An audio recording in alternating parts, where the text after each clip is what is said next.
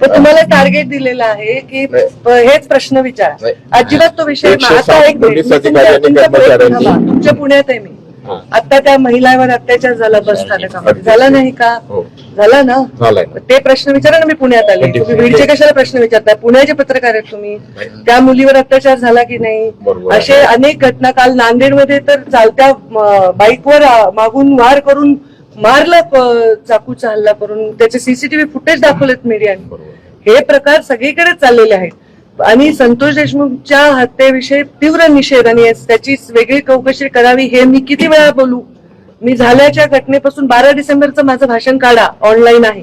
त्याच्यामध्ये 90% मी त्याच्यावरच बोललेली आहे.